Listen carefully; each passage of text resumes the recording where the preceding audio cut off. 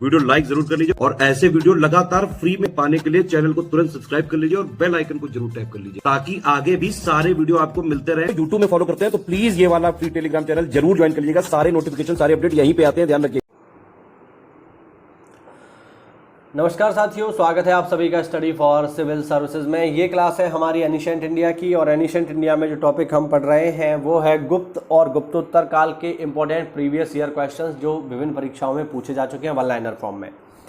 तो चलिए जल्दी से उसको शुरू करते हैं और पढ़ लेते हैं। देखिए, पहला फैक्ट है हमारे पास, गुप्तकालीन राजस्व व्यवस्था में भूमि कर संग्रहित करने के लिए दुर्वाधिकरण तथा भूमि आलेखों को सुरक्षित करने के लिए महाछपटलिक और कारणिक नामक पदाधिकारी थे। ये सब हम ऑलरेडी राजस्व जो प्रशासन था उसमें मैं आपको ऑलरेडी बता चुका हूँ। गुप्तवंशी शासक चंद्रगुप्त द्वितीय को देवगुप्त, देवराज, देवाक्षी नामों से जाना जाता था। गुप्त काल में पूर्वी भारत से होने वाले समुद्री व्यापार का सबसे बड़ा केंद्र ताम्रलिप्ति बंदरगाह था। ताम्रलिप्ति जो है ये कलकत्ता है, बंगाल है, ध्यान रखना। गुप्त सोने के सिक्के दीनार नाम का लैटिन भाषा, मतलब गुप्त सोने के सिक्के दीनार का नाम लैटिन भाषा से लिया गया है, ध्यान रखना। गुप्त काल में विष्टि बेगार श्रम के लिए प्रयुक्त होता था, ध्यान रखना, इंपॉर्टेंट है। गुप्त काल में सबसे बड़े अधिकारी कुमारा मात्य होते थे, ठीक है, ये कहीं के गवर्नर होते थे, ठीक है, राज्यों में, ध्यान रखना। राजस्थान के भरतपुर जिले से प्रचुर मात्रा में गुप्त सिक्के प्राप्त हुए हैं। गुप्त शासक चंद्रगुप्त फर्स्ट से लेकर स्कंदगुप्त काल तक के प्राप्त सिक्कों में सर्वाधिक सिक्के चंद्रगुप्त सेकंड के काल के हैं। और मैं आपको बता दूं, चंद्रगुप्त सेकंड के समय को ही कहा जाता है गोल्डन इरा, ठीक है, स्वर्ण युग, इसी के समय को कहा जाता है, याद रखना।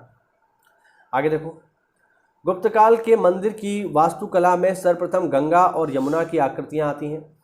सती प्रथा के सर्वप्रथम अभिलेखीय प्रमाण ऐरण अभिलेख में गोपराज नामक सेनापति की पत्नी के सती होने का उल्लेख मिलता है, ध्यान रखना, ठीक है। हाँ, तो महत्वपूर्ण है, ये है सती प्रथा का पहला प्रमाण। चलिए आगे बढ़ते हैं। देखो, ठीक है, हर्षचरित के 8वें अध्याय में विंध्य के जंगलों में रहने वाले विभिन्न धार्मिक संप्रदायों का वर्णन मिलता है। हर्षवर्धन ने 606 ईस्वी में थानेश्वर का शासक बना। हर्षवर्धन गद्दी पर बैठने के बाद उसका पहला कार्य अपने भाई के हत्यारे शशांक से बदला लेना तथा बहन राजश्री को उसकी कैद से आज़ाद करवाना था, ये मैं आपको ऑलरेडी बता चुका हूँ। इसी बीच हर्ष के ममेरे भाई भंडी ने सूचना दी कि राजश्री कैद से निकलकर विंध्य के वनों में पर्वतों से भाग गई है। हर्ष ने एक बौद्ध भिक्षु दिवाकर की सहायता से विंध्य के जंगलों में राजश्री को ढूंढ निकाला जब वह सती होने जा रही थी, तब, उससे पहले ही। कन्नौज के शासक यशोवर्मन की मृत्यु युद्ध भूमि में हुई थी, ध्यान रखना। वस्तुतः हर्षवर्धन की मृत्यु के लगभग 50 वर्षों तक कन्नौज का इतिहास अंधकारमय है। इसके पश्चात कन्नौज के सिंहासन पर यशोवर्मन का युद्ध कश्मीर के ललितादित्य मुक्तापीठ से हुआ, जिसमें संभवतः उनकी मृत्यु हो गई, ठीक है। तो यशोवर्धन युद्ध में मरने वाले प्राचीन भारत के पहले शासक हम कह सकते हैं जिनकी मृत्यु युद्ध में हो गई, ठीक है। हाँ जी। यशोवर्मन के दरबार में संस्कृत के महान नाटककार भवभूति रहते थे। यशोवर्मन के दरबारी कवि वाक्यपति ने उनकी विजयों का वर्णन प्राकृत भाषा में लिखित काव्य गौड़वहु में किया है। परमार्थ उज्जैन के निवासी थे।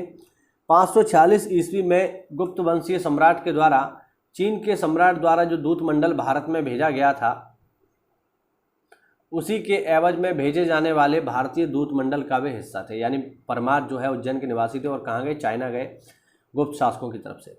परमार्थ द्वारा लिखित व चीनी भाषा में अनुदित भाषाओं में त्रिपिटक भी सम्मिलित है। बाबर या बोबर पांडुलिपि 4वीं या 5वीं ईस्वी के प्राचीनतम चिकित्सीय ज्ञान, आयुर्वेद, शकुन विचार तथा भविष्य के कथन में संबंधित महत्वपूर्ण खोज है, ध्यान रखना, बाबर पांडुलिपि। 1890 में हैमिल्टन बाबर ने इनको गोभी मरुस्थल से खोजा था। गोभी मरुस्थल यानी मंगोलिया, चीन। यह मूलतः यशोमित्र नामक बौद्ध भिक्षु के 7 निबंधों का संग्रह है। यह बौद्ध भिक्षु कामतुरा बौद्ध विहार में निवास करते थे। गुप्त शासकों के सिक्कों पर चामर धारणी का अंकन मिलता है। कुषाणों के पतन के बाद मगध में गुप्त राजवंश का उदय हुआ। अभी कुषाणों को हमने पढ़ा नहीं है इनको, लेकिन हम पढ़ेंगे, महत्वपूर्ण है। गुप्त संभवतः कुषाणों के सामंत थे।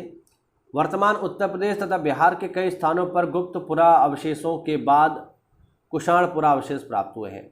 संभावना है कि गुप्तों ने कुषाणों से काठी, बागडोर, बटन वाले कोट, पतलून और जूते का उपयोग सीखा।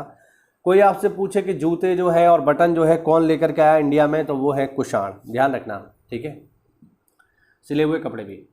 थानेश्वर के वर्धन वंश के शासकों का क्रमबद्ध तथा विस्तृत इतिहास प्रभाकर वर्धन के समय से मिलता है। वस्तुतः वह इस वंश की स्वतंत्रता के जन्मदाता थे। प्रभाकर वर्धन एक शक्तिशाली राजा थे। उनकी स्वतंत्र स्थिति को सूचित करने के लिए ही उन्होंने परम भट्टारक तथा महाराजा धीराज की सम्मानपरक उपाधियां धारण की। प्रभाकर वर्धन की कई रानियां थीं, जिनमें यशोमती उनकी प्रधान रानी थी, जिसे अग्र महिषी कहा जाता था, ठीक है। महिषी जो है, अगर आप आरओ की तैयारी कर रहे हैं तो आपको पता होना चाहिए महिषी कौन होता है, वाक्यांश के लिए एक शब्दों में पूछा जाता है। चलिए आगे देखते हैं। हूणों से युद्ध करने के पश्चात प्रभाकर वर्धन गंभीर रूप से बीमार हो गए, जिससे उनकी मृत्यु हो गई। देवी चंद्रगुप्तम विशाख दत्त द्वारा रचित एक संस्कृत नाटक है। इस नाटक का कथनांक चंद्रगुप्त द्वितीय के बड़े भाई रामगुप्त के राज्यकाल से संबंधित है। इस नाटक में चंद्रगुप्त द्वितीय द्वारा शकराज तथा रामगुप्त के वध तथा ध्रुव देवी के साथ उसके विवाह का वर्णन है। ये कहानी मैं आपको ऑलरेडी चंद्रगुप्त द्वितीय विक्रमादित्य में सुना चुका हूँ। बिलसड़ उत्तर प्रदेश के एटा जिले में स्थित है। यहाँ से गुप्त शासक कुमार गुप्त का अभिलेख प्राप्त हुआ है। इस अभिलेख में ध्रुव शर्मा नामक एक ब्राह्मण द्वारा भगवान कार्तिकेय का मंदिर बनवाने का वर्णन मिलता है। आम्र कारदव चंद्रगुप्त द्वितीय के प्रधान सेनापति थे, जबकि मंत्री वीरसेन साव तथा सामंत सनकानिक क्रमशः प्रधान सचिव और पूर्वी मालवा के राज्यपाल थे। अमर सिंह द्वारा रचित अमरकोश संस्कृत का विश्वकोश कहलाता है। इस ग्रंथ का अन्य नाम लिंगानुशासन है। अमरकोश के सबसे प्रसिद्ध टीकाकार क्षीर स्वामी भट्ट हैं। प्राचीन भारतीय ग्रंथों में सर्वाधिक टीका इसी ग्रंथ पर लिखी गई हैं, ध्यान रखना, अमरकोश पर। गुप्त काल में पूर्वी भारत से होने वाले समुद्री व्यापार का बड़ा केंद्र बंगाल में स्थित ताम्रलिप्ति बंदर का था, ऑलरेडी हम पढ़ चुके हैं। यहाँ से चीन, लंका, जावा, सुमात्रा आदि देशों के साथ व्यापार होता था।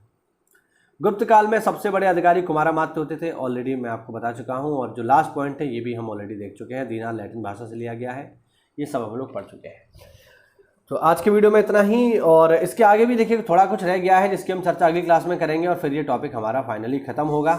इसको हम पूरा पढ़ लेंगे और फिर हम पढ़ेंगे जो कुषाण वगैरह हैं उनके बारे में। तो चलिए साथियों, मिलते हैं अगली क्लास में, तब तक के लिए जय हिंद, जय भारत, वंदे मातरम।